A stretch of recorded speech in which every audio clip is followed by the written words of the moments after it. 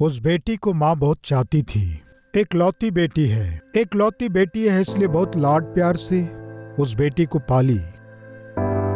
वो बेटी कई बार कॉलेज से घर देरी से आने से, क्या बेटी देरी से आई हो, ऐसे पूछने से बहुत सी स्टोरी बताती थी। उसी समय थोड़ा डांट कर पूछूंगी, पता नहीं क्यों माँ को ऐसा लगने से भी डांट कर जोर से पूछने से गुस्से में कहीं कुछ कर ना ले।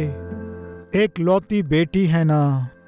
आजकल जवान बच्चों का देरी से आना सामान्य बात है ना, सहज है ना, ये सोचकर अपने आप से समझौता करती थी। कभी कभी वो बेटी 10 बजे, 11 बजे, 12 बजे भी घर नहीं आने से उस बेटी को देखकर, क्या है बेटी ये, इतने देर से क्यों आई बेटी, पूछने से चिढ़कर गुस्से से देखती थी और थोड़ा सीरियस होकर पूछने से अब मैं नहीं आऊंगी घर कह के बोलेगी सोचकर हिम्मत से बेटी से पूछ नहीं पाई। कई बार वो लड़की घर देरी से आना और कई बार घर आती भी नहीं थी। माँ तो उस बेटी से बहुत प्यार करती है, इसलिए लाड प्यार से पाली है, इसलिए अगर गुस्से में आकर डांटने से कहीं बेटी घर से चली ना जाए सोचकर इस डर से बेटी को डांट नहीं पाई। एक दिन बेटी देरी से आधी रात 12 बजे घर आई। घर आकर बेटी दरवाजा खटखटाने से वो माँ दरवाजा खोली। फिर देखने से बेटी के पास स्मेल आ रहा था। शराब पीकर आई थी। माँ का हृदय रुकने जैसा हो गया। ये क्या मेरी बेटी शराब पीकर आई है? लड़खड़ाने वाली बेटी को ऐसे ही धीरे से ले जाकर उसके पलंग पर लेटा दी। नशे में पड़ी हुई बेटी को देखते हुए रोने वाली वो माँ धीरे से बेटी का बैग खोली। उस बैग में ड्रग्स था। उस बैग में ब्राउन शुगर था। उस बैग में कॉन्डम्स थे। माँ तड़प उठी और क्या मिलेगा ये सोचकर माँ बेटी के कमरे में जाकर देखने से भयानक वस्तु माँ को मिले। वो माँ छाती पीट कर रोई, हाय मेरी बेटी मेरे जाने बिना बहुत भयानक जीवन जी रही है, सोचकर छाती पीटी और रोई। दूसरे दिन बेटी उठेगी सोची, लेकिन नहीं उठी। कारण क्या है कि भयानक बुखार से तड़प रही थी। हॉस्पिटल लेकर गए, एडमिट किए। डॉक्टर सारे जांच करवाए। सारे जांच होने के बाद कुछ दिन बीतने के बाद डॉक्टर जी ने माँ को अलग से बुलाकर बता रहे हैं, माँ जी आपकी बेटी का स्वास्थ्य पूरी रीति से बिगड़ चुका है। उसके लिए गए ड्रग्स के कारण, उसके बुरे आदतों के कारण स्वास्थ्य पूरा खराब हो गया है। माँ होकर कैसे सहोगे हम नहीं जानते, लेकिन इलाज करना वेस्ट है। आपकी बेटी को घर ले जाओ, ये कुछ दिनों से ज्यादा नहीं जी सकती, बता दिए। माँ तड़प उठी, बिलख उठी। किस तरह इस परिस्थिति का सामना करना है ना जानकर छाती पीटने लगी। लेकिन यह विषय बेटी को मालूम चलने से उसका क्या होगा सोचकर धीरे से अपने आंसुओं को पोंछकर झूठी हंसी हंसते हुए बेटी के पास आई।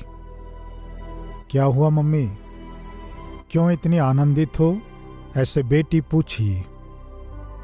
तब वो माँ कह रही है, कुछ नहीं बेटी, डॉक्टरों ने कहा है अब तुम्हें ज्यादा दिन हॉस्पिटल में रहने की आवश्यकता नहीं है, तुम्हें घर ले जा सकते हैं, तुम जल्दी अच्छी हो जाओगी।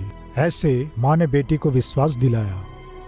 तब बेटी ने माँ से एक प्रश्न किया, माँ मैं कुछ प्रश्न पूछूंगी, उत्तर दोगी क्या? क्या बेटी, पूछो। माँ पापमय काम करने वाले लोग नरक जाएंगे क्या? हाँ बेटी।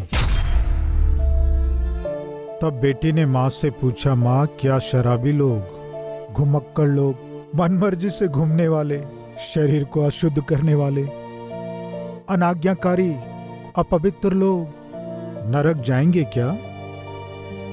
निश्चय नरक जाएंगे बेटी, यही बाइबल बताती है। तुम नरक के विषय में क्यों बात कर रही हो बेटी? तुम्हें क्या आवश्यकता है बेटी ये सब सोचने की? क्या आवश्यकता है? हम घर चले जाएंगे ना।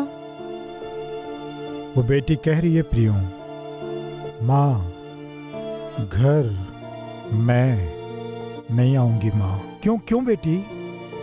घर पहुंचने से पहले ही मेरे मरने की बात डॉक्टर जब आपको बता रहे थे मैं सुनी माँ।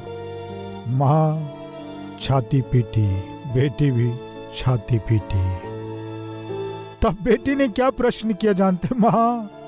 आज मैं इतना बिगड़ने का कारण जानते हैं?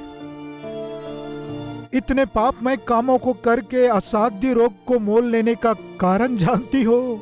क्या मालूम बेटी, मैं क्या जानूं? तुम ही हो उसका कारण। उस माँ को क्या कहना है समझ में ना आकर मैं कैसे कारण हूं बेटी?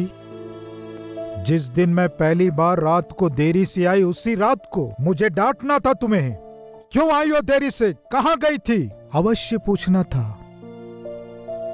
प्यार करना गलती नहीं है माँ, लेकिन देखो मैं इतनी पापी बन जाऊं, इतना प्रेम करना गलत है माँ।